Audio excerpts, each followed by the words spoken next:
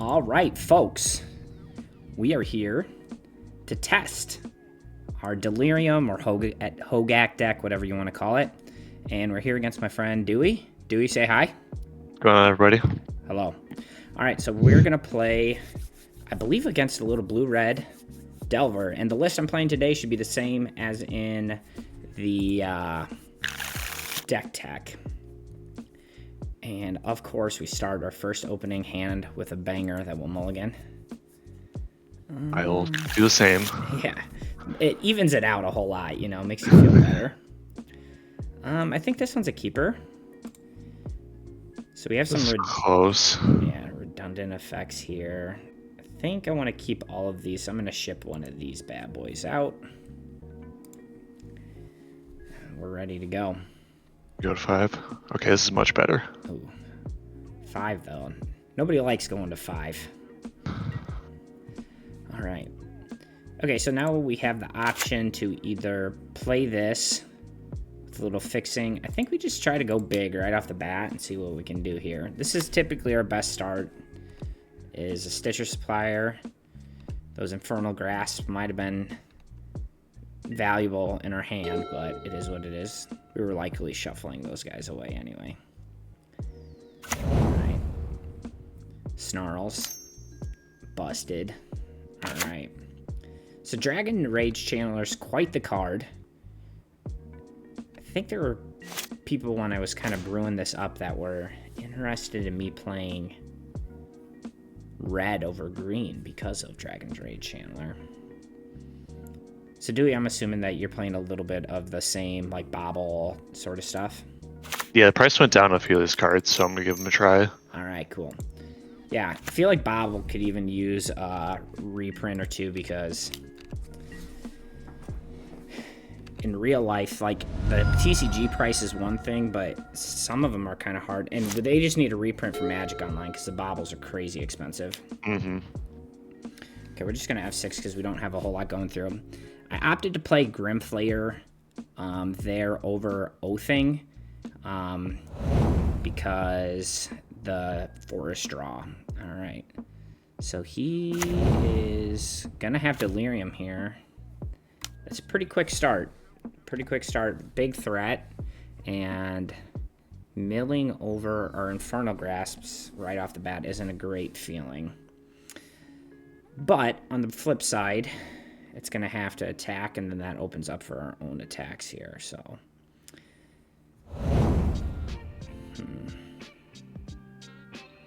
Okay. And he presumably knows what I'm drawing next turn. Is it good, Dewey? We'll see. Alright. Or did you bobble yourself? I bobbled you. Okay. Yeah, let's take a peek and see what we can get here. So right now we're definitely looking for a Grisk. Doesn't particularly matter which one.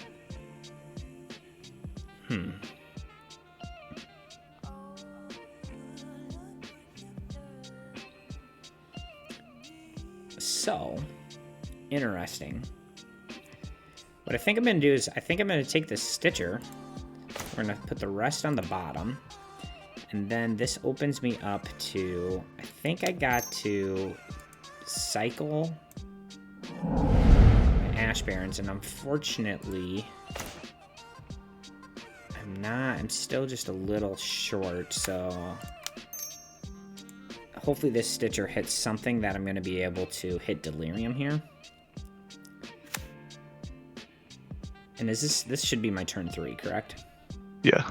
Okay.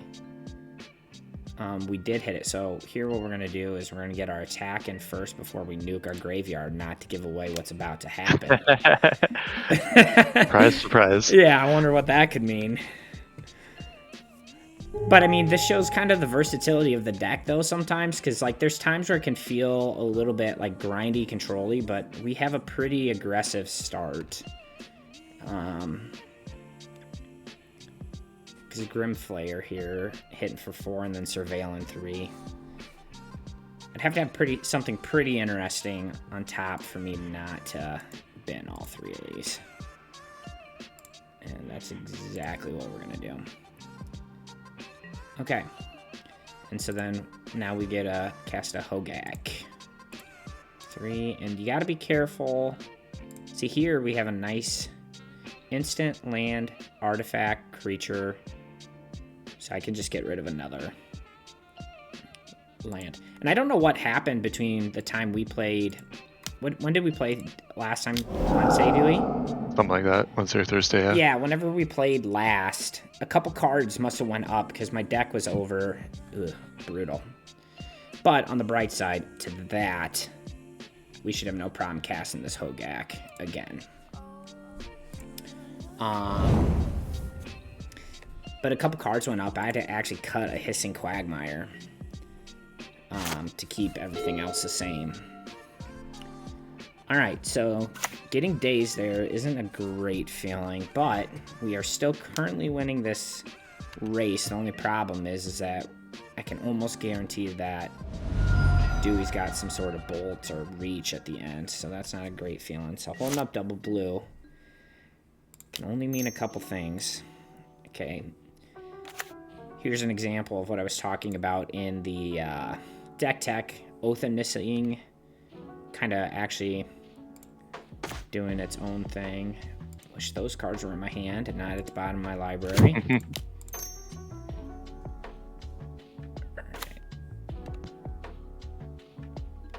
Okay. Alright, so here we're about to see some cool things, I think. The first being is that Cabal Therapy gets to help us play around counter. So we're going to sacrifice a Stitcher, and we are going to see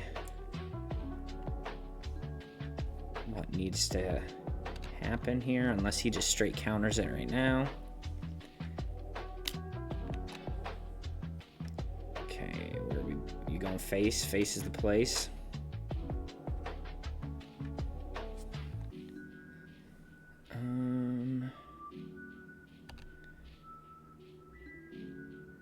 So what could you have that I'd be scared of? So now I'm no longer scared of Spell Pierce.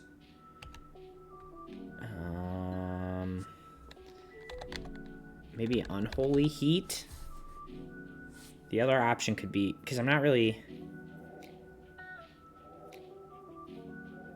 Foil. Is that the discard an island? Yes. Spell? That's what I'm going to play around here, I think. Okay. And even though we didn't hit, like, we milled ourselves, and we know the way is clear for the GAC. I don't know if that's a good name for it. Okay, so here's... I got 3 Oath of Nisses in my graveyard. Alright, so now I can play my Hogak. Continuing with the Grimflayer. So we've cast Hogak twice by turn 4. So I had a bunch of cards that kind of worked on milling. Alright, this is... That's going to stay. And I think... that shows that I didn't need those cards and that they're adequate here. Okay. Busted card right there. Alright. So unfortunately, we actually have him dead on board unless he can come up with something, right?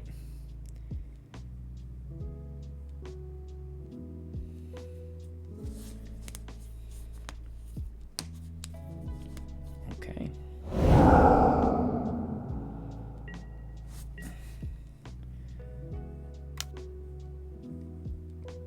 The juke out, the attack. Just kidding. Attack.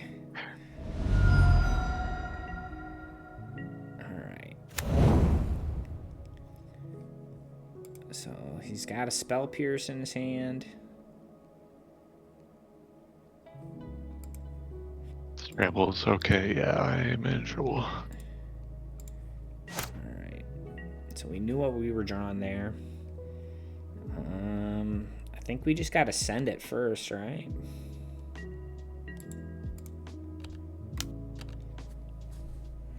Okay. I think that particular game kind of showed the versatility of the deck because we want no Grisks, no Unearth.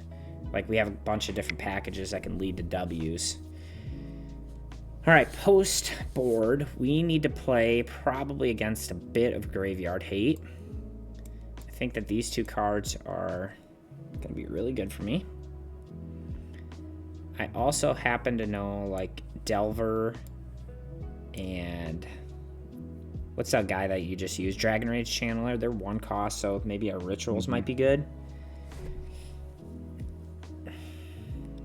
The problem is we don't know how much like counter magic he's bringing out or keeping in, because a 4-cost card could be kind of brutal. One thing that I determined when testing is it seems extremely hard. It's really hard to sideboard, is my experience, because there's so many just like critical pieces. I think I bring out these 2 cards. I end up kind of bringing those out every game, it seems like, but they're generically good. I like these cards here, so I'm not sure I want to bring those out.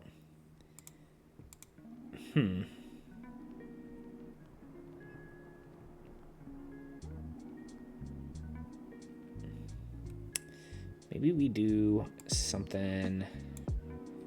I guess the question is, how good are these guys? If he's got 2 mana creature or 1 mana creatures and I'm killing it with 2 mana, something to consider.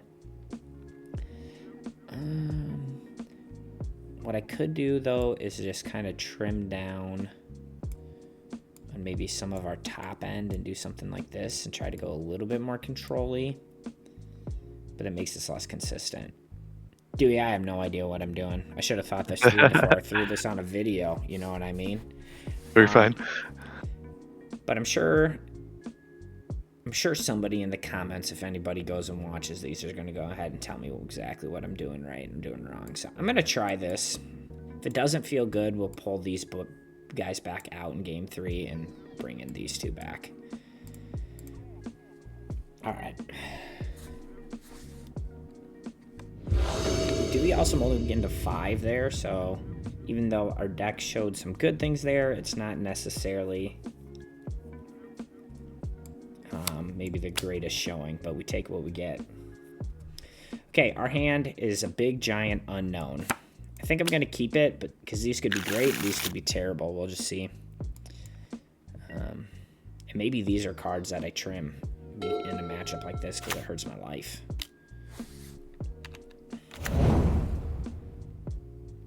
Okay, that's a good start for you.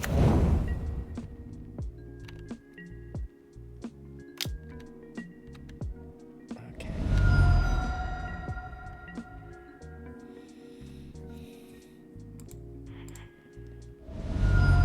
We're just doing the work for him right now. And then we do this. Let's see what he's gonna draw. Okay.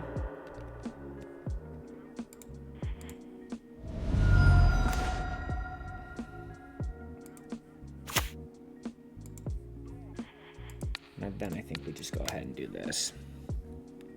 Seems fair. All right. We don't have Delirium, but we are on a pretty good kind of start, I would say. Problem is we take... So I'm kind of wondering now, I don't know what your thoughts on this are, Dewey. Whether the Street Wraiths in a matchup like this, like the cost is too much. Like the life cost. Yeah, that's a good question. I'm not sure. I know. I was hoping you had the answer there. All right, we're looking at Lightning Bolt Grimflayer here for sure. Okay. Yep, good call. All right. So maybe we're both doing the same thing where we're like, we're going to be the control player.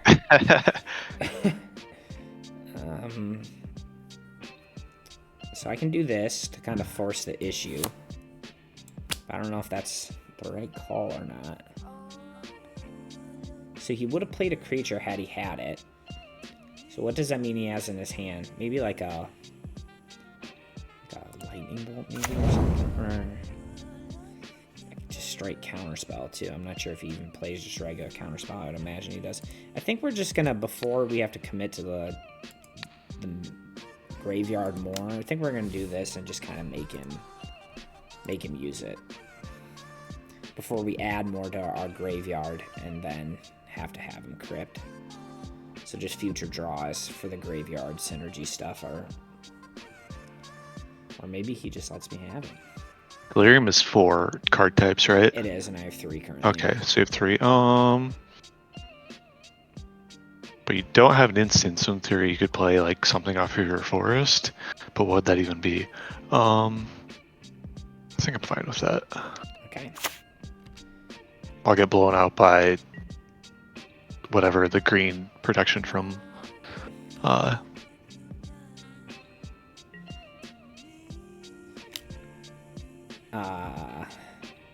Vines of Asswood or something. I'm trying to think, what is the... Oh, I did look at Veil of Summers, because I'm like, that seems like a 6 sideboard card. Turns out it's like $10. Okay. Now we're looking not great. But he doesn't have a clock. So I guess that's the most important part. Okay.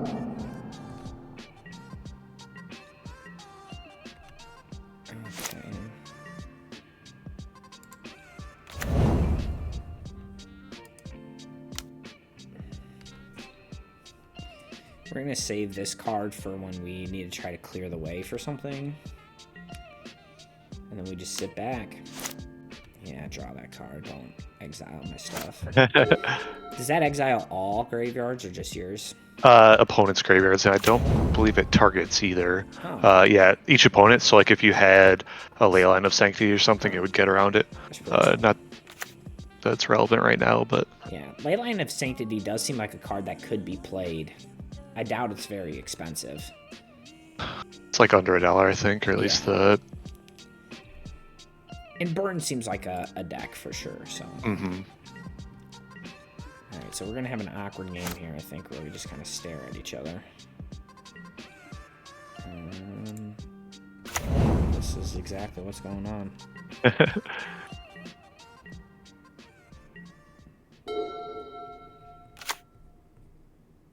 Alright. We both have like half of our... What do you call it? Alright. Ward 2, huh? Mm-hmm. Alright. I really don't want to get blown up by days right now. That's fair. So I think I'm going to wait for my turn.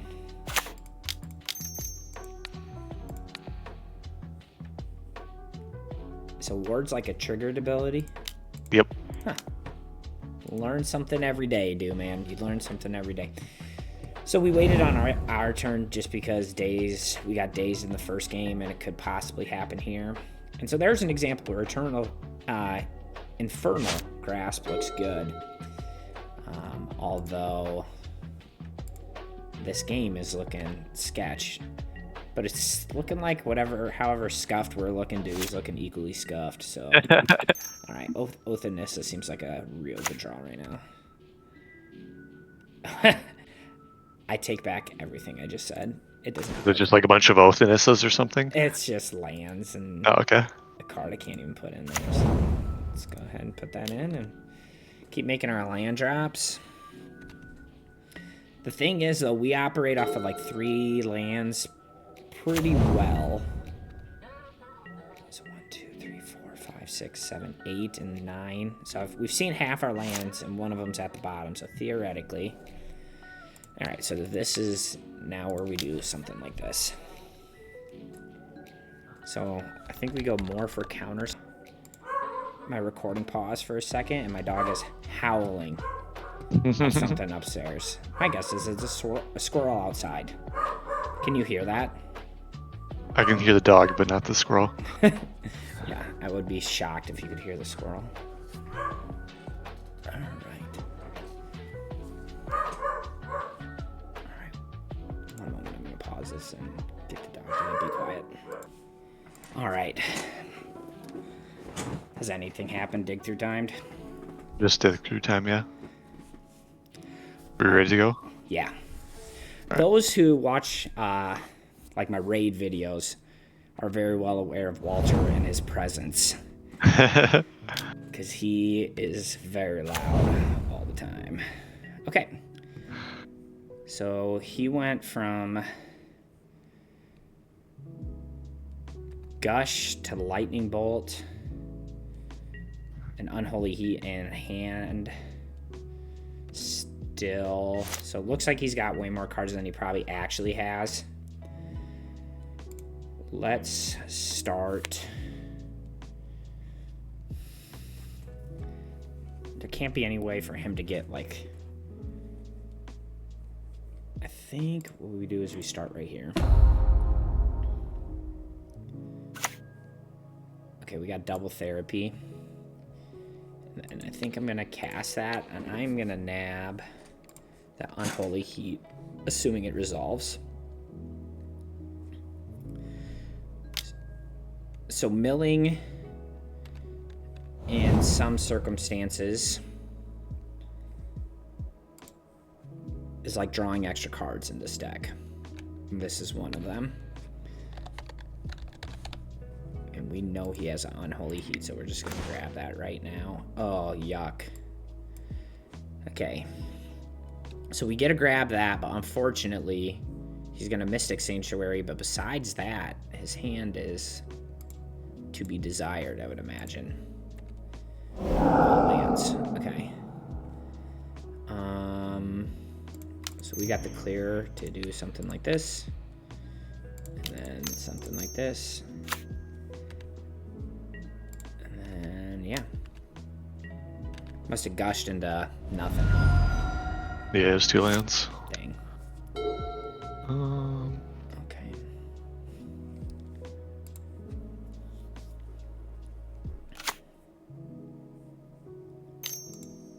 Okay, so...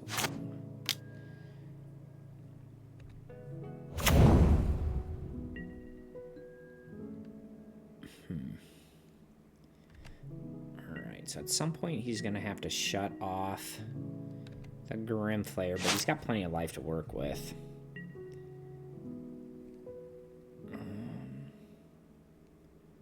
What do we got in the draw step? Okay. To be expected. He's got 3 lands in his hand, so we can just keep ticking up. I have a singular Hogak. We know that. I think we just gotta try to keep him off creatures right now. And then refill that graveyard up. Just put all of these in the graveyard. Alright, so now we're kind of at the point where I feel like the Cabal therapies are kind of dead because he's just top decking. He's going to want to just play whatever he gets every single time. There's the Sanctuary. Probably has to get Dig Through Time at this point, or Gush. Gush makes sense. Is Gush restricted? It is, yes. Okay, so. Alright, so I think we just live with if he draws a Lightning Bolt, sacrificing an insect to kill a creature. We just got to keep the creatures off the board and just keep our game plan rolling.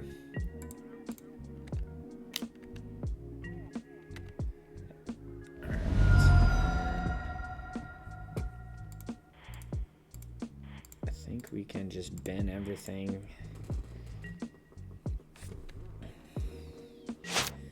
We don't have lethal on the board, but we're in a pretty commanding spot. I mean, he'd have to have some wild draws. I'm not even sure.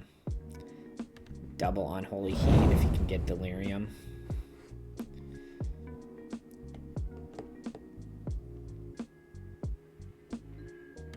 Okay, that's a good one. Snipe the Hogak.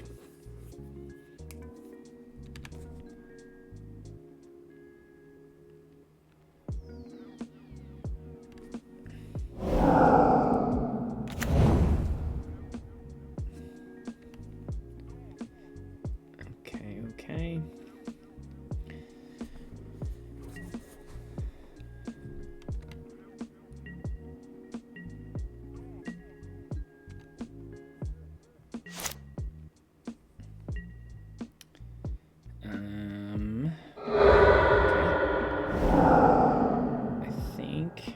we just live with that, and we just keep riding this Grisk. This Grisk is giving me a ton of value right now. And then hopefully we hit the right cards here. The other thing with these Grim players is that you can just recast a Hogak if you were to, like... Yeah. I mean, kind of like I had mentioned a second ago, is that milling in this deck at times can seem like drawing a card. And so, like, here's an example. The game is, unless you have something crazy, the game's likely over at this point, but the fact that I milled over this Grisk, I'm going to get to cast that unless you have something for it. Yeah. It's not good for me. Yeah. And then we just get a... Yeah, 3 mana Planeswalkers, if they have the right abilities, or in this format, I think build around, because a lot of the 3 mana walkers probably lack some... what do you call it? They either lack power or they're too expensive. We just chump. And then he likely has mostly hands in his, but we're just gonna hang on to the risk as long as possible. How much? And I got 19 cards in my graveyard.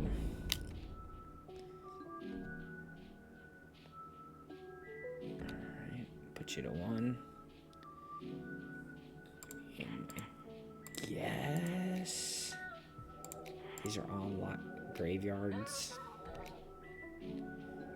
Not even really sure that's something I'll put on top, I guess.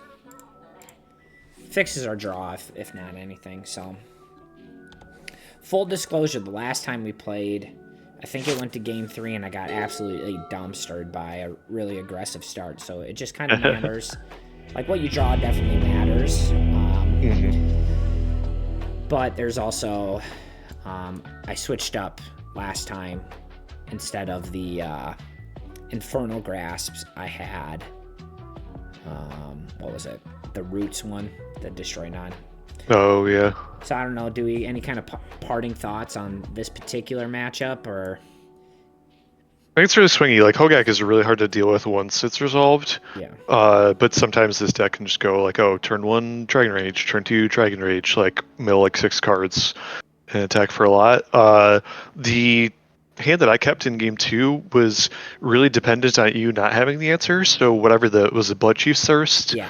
that card was really good because my hand was like Tolarian Terror and some reactive spells, and so being able to just like buy enough time for you to get your powerful cards going was really clutch. Yeah. So I'm kind of like that's why. Go ahead. Oh, like that's why you play those, just kind of like build to the mid game, like buy time to like have your more powerful end game take over. For sure. So I'm kind of wondering if maybe, you know, that Blood Chief's Thirst maybe takes over a couple Infernal Grasps. It's just a little bit more niche, so it's kind of hard to tell. Well, that is going to be the first game, folks. Hopefully you stuck around for the whole thing. Pretty exciting game. It's nice to start with a W. Comment down below. Do you like Blood Chief's Thirst more, or do you like Infernal Grasp? Or maybe just a mix of each of those, but there's not a lot of space in the deck list, unfortunately. Otherwise, stay tuned for some more videos, but don't forget to like and subscribe on your way out, and I'll see you on the other side.